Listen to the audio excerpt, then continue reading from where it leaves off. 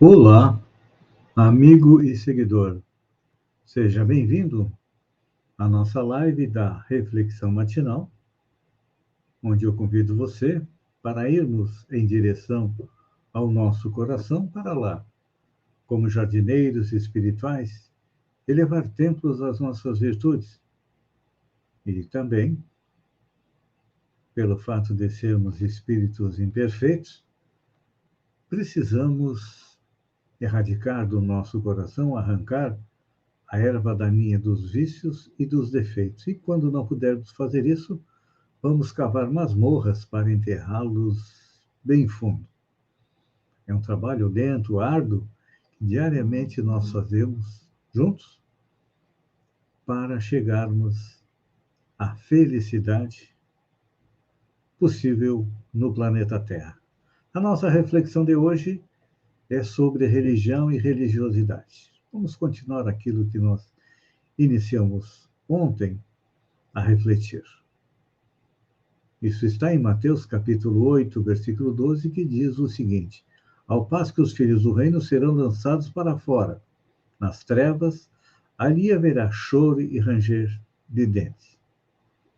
Ontem nós colocávamos que, para atingir a evolução espiritual, conduzidos pela fé, na sua expressão formal, não conseguiremos. Não.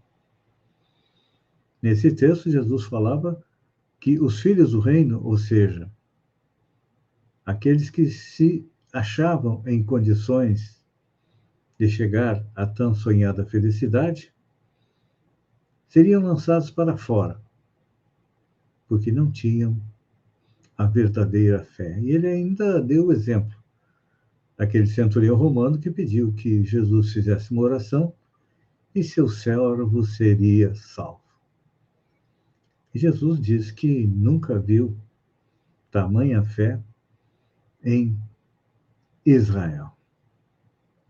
Isso nos leva a refletir a respeito das religiões que pedem que simplesmente acreditemos em Deus, em Jesus, ou em Alá, em Buda, não importa qual o nome que se dê à divindade, e simplesmente acreditemos, seremos salvos. Não, não é assim. Infelizmente, as religiões, em vez de aproximar o homem de Deus, acabam afastando o homem de Deus porque lutam umas contra as outras. Por que isso? A palavra religião vem do latim religare, ou seja, é o meio de nós chegarmos mais próximos de Deus. E não importa se nós aderimos ao culto A, B, C ou D, religião A, B, C ou D, nós temos mais direito do que os outros. Não. Até porque as religiões acabam separando a humanidade, e Kardec fez uma análise deste fato, dizendo que podemos dividir em 5 partes as matérias contidas nos evangelhos: os atos comuns da vida do Cristo, os milagres e predições, as palavras que foram tomadas pelas igrejas para fundamento dos seus dogmas e o ensino moral. As igrejas sempre se digladiaram, lutaram nas 4 primeiras partes, ou seja, a maneira como compreendemos os atos comuns da vida do Cristo, seus milagres, as palavras que muitas vezes não foram ditas por eles, mas foram passadas adiante até chegar aos evangelistas e, através daqueles que fizeram cópia dos evangelhos, algumas vezes até alterando, chegaram até hoje. Mas tem uma parte que é comum a todas: o ensino moral. O ensino moral é um código de convivência universal. Vamos utilizar a terminologia atual. É o melhor manual de autoajuda que nós temos. Por quê? o código moral do Cristo nos esclarece de onde viemos, para onde vamos, por que que nós sofremos, e ainda nos conforta, diz que aqueles que choram serão consolados. Então, acredito eu que no futuro as religiões vão compreender que precisam trabalhar juntas. Já há algumas tentativas de diálogo interreligioso, para quê? Para que todas trabalhem juntas pela evolução da humanidade. Não importa que se sejamos encarnados na Ásia, na África, na América, na Oceania, em qualquer continente, sendo adepto de qualquer religião. Acredito eu que no futuro todas elas vão se dar as mãos para quê?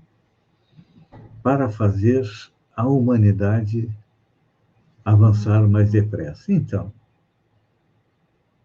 esse diálogo é fundamental, porque no mundo cada vez mais polarizado e plural,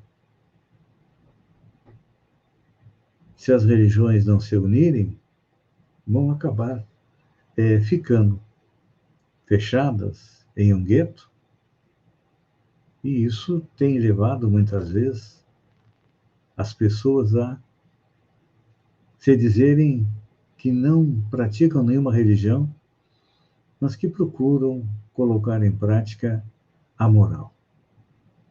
E a moral vem do latim mores, que é a regra de proceder, e a moral, toda ela é baseada naquilo que Jesus disse há 2000 anos atrás. Ama teu próximo, e ama a ti mesmo, e ama a Deus também. Então, na medida que nós começarmos a proceder melhor, respeitando as leis, cumprindo-as, com certeza nós teremos um mundo bem melhor. É claro que aquelas que não aceitarem o diálogo, a tendência é ir diminuindo, diminuindo, e quando a gente passa os olhos pela história da humanidade, a gente percebe que muitas religiões são coisas do passado, que acabaram não sobrevivendo porque não se adaptaram aos dias de hoje. Então, a religião que não compreender a existência de Deus, a sobrevivência do espírito, a reencarnação, que é a prova da justiça divina, a evolução e a pluralidade dos mundos habitados, com certeza não vai sobreviver, porque estes são os princípios básicos que norteiam a evolução do universo. Quando todas as religiões compreenderem estes pontos fundamentais da vida universal, com certeza nós teremos aí um mundo mais harmonioso e não precisaremos mais do templo A, do templo B, do templo C, do templo D, cada religião com um templo, ou seja, todas elas poderão conviver tranquilamente em um único espaço, como a gente sabe que já existe nas cidades da espiritualidade. Pense nisso, amigo e seguidor, não importa qual seja o seu segmento religioso. Não veja aquele que é diferente do seu como adversário, como inimigo, não. Veja como um outro caminho para chegar ao mesmo local, que é a compreensão da existência de Deus e da existência do universo. Quando fizermos isso, acabarão os ódios e as disputas entre as religiões. Um bom dia, fiquem com Deus e até amanhã, no amanhecer, com mais uma reflexão matinal. Um beijo no coração e até lá, então.